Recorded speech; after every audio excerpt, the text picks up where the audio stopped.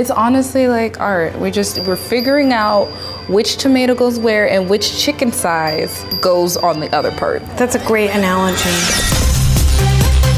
Hi everyone, my name is Kiera Please, and this is Foodland, the show that makes extraordinary meals out of ordinary things. Each week we'll send a chef to a pretty weird place to find ingredients. And with a shoestring budget, they'll transform what they find there into something hopefully delicious. Are the chefs up for the challenge? There's only one way to find out.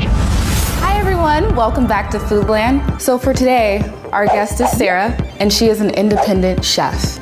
Yes. Could you tell me a little bit more about yourself and what independent chef actually means? I have worked in restaurants as a chef. Just recently, I decided I wanted to try working for myself, and so I live in the desert, the Joshua Tree area, and I work with the wild plants from that region and the mountains. Did you always know how to cook, or who taught you? So I'm self-taught. I learned a lot on the job. That's the best way to learn how to cook. Being in a professional kitchen and just handing you some food and you've got a knife and you got to do it. That's crazy, that's wild. So what's the first meal you tried to teach yourself how to cook? I really don't, my memory is terrible. I smoke too much pot. So here's a secret. Okay. I'm actually an artist pretending to be a chef. I've got my master's in art. Do you utilize any of the things you learn to kind of put that into your work? I feel like the things I learned in art school don't really directly translate. Critically thinking, yes, in that way, maybe. I can see that. It's just a different canvas. Sure. Okay. I wasn't a painter, but I did performance art. I mean, it's like, yo, dance. Like naked dancing and stuff.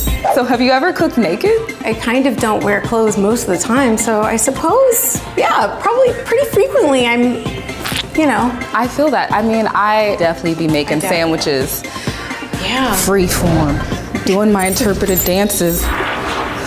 So Sarah, are you up for the challenge of making something kind of bland into something grand? I think so. Okay, well, I'm gonna look in my magical bucket of Mega Munchies and tell you where you have to go. Okay. Are you ready? Yes.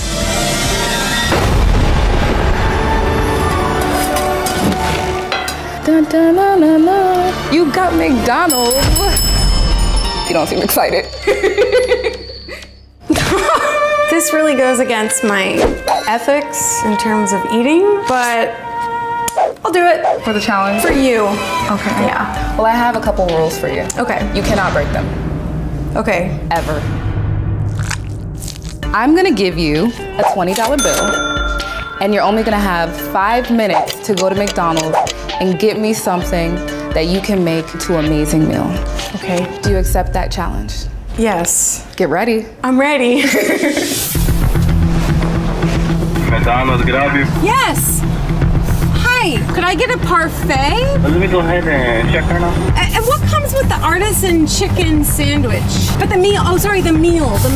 Fries and a drink. How big are those fries? Well, we carry a small, medium, and large. Could I also get a side of fries, like an extra large or super size or whatever big fry you got? Is that my total? I'll get Right now, your total comes out at $14.20.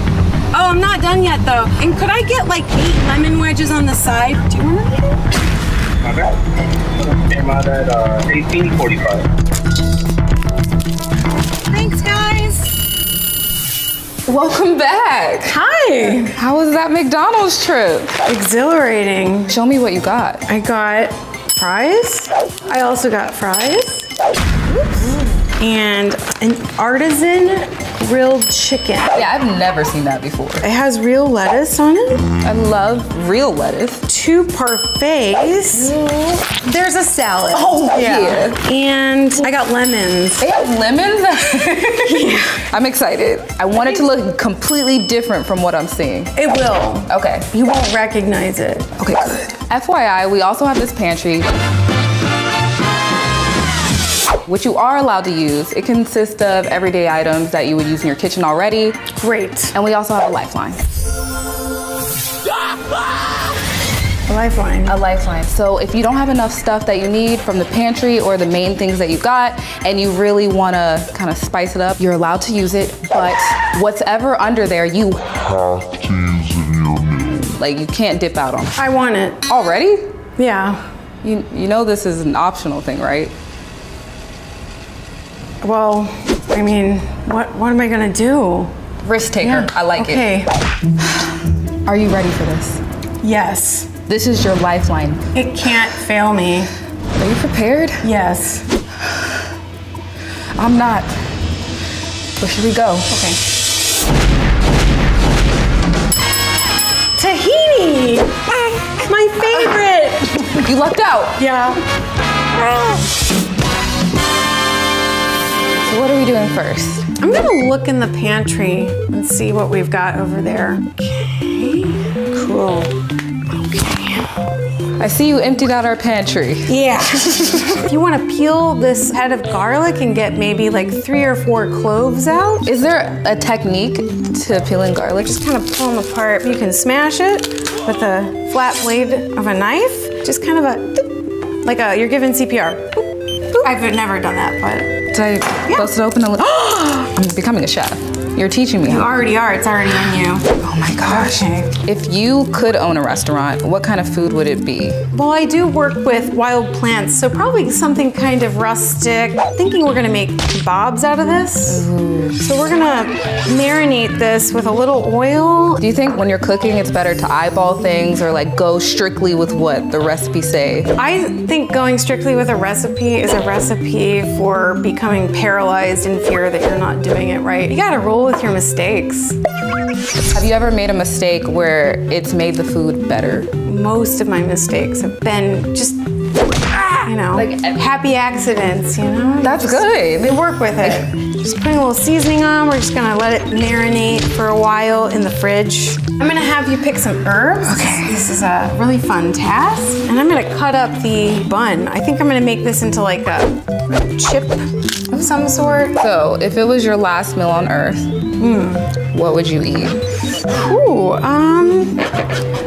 tahini.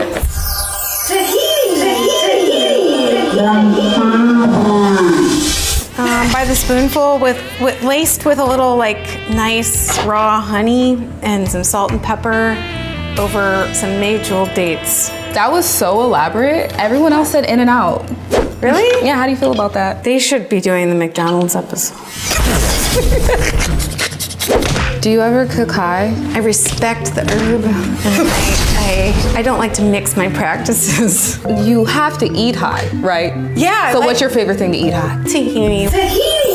Oh my God! It's the lifeline platter made for you. Yeah. So we're just gonna pop these little chips in the oven. That was the McDonald's bun? Yeah. Are you sure? We're gonna make like little croissants. No, you cheated. That can't be the McDonald's bun. It looks different. It sure does.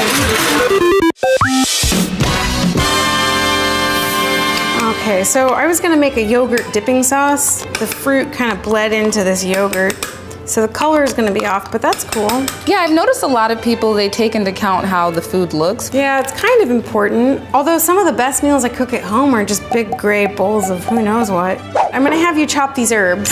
You kind of like make a little roll. Chiffonade is like really skinny little cuts that make little ribbons. You just want to get them into little pieces and you don't want to lose any fingers. But you can kind of just use your fingers like this. I'm gonna cook down these berries with a little vinegar and sugar. Okay. So you can mix those together so they're nice and mixed. I don't know how to use this thing.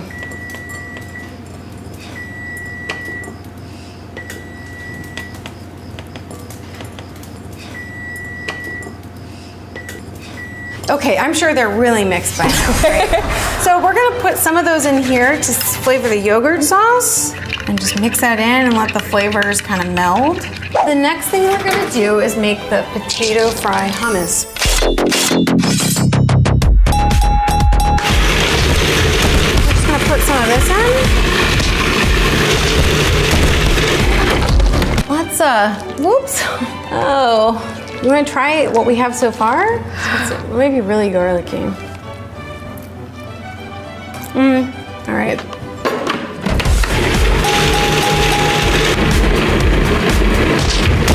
More of this. That's almost a hummus texture. It looks pretty hummusy. Yeah. Let's maybe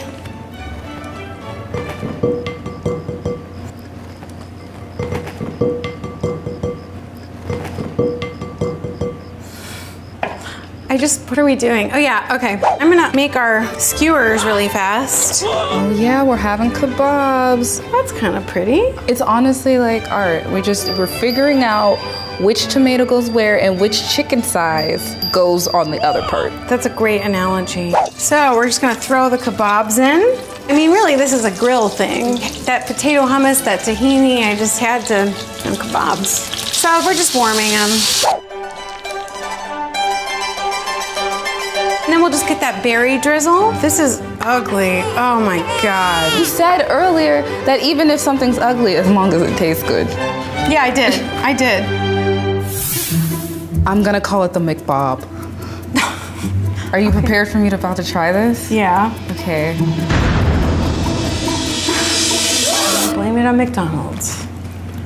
I'm loving it. This actually tastes really good. This is all from McDonald's. Minus the herbs. But most of the stuff on this plate, you really made it from a red box with a yellow M on it. This box. Oh my God, you know you can actually make a lot of different, like I could use the hummus for this. I can put it in the sauce and you made three different meals I'm really in hungry, one. so I'm just gonna finish this. Wow. I've kind of destroyed this entire plate, but does anyone want to try it? It's got like a Thanksgiving vibe with the kind of like a cranberry, you know? You should. Yeah. Good. McDonald's Thanksgiving, the McKebab. Thank you for making this McDonald's meal. Thanks for having me. No problem. All right, you guys, I hope you liked that. I know I did. Be sure to like, subscribe, and comment. And tell us what your go-to meal at McDonald's is. Mine is French fries. And don't forget to tell us where you want us to go next. And we got some dope merch, hot off the presses, featuring these ingredients turned to this gourmet dish. So make sure you get it at store.superdeluxe.com.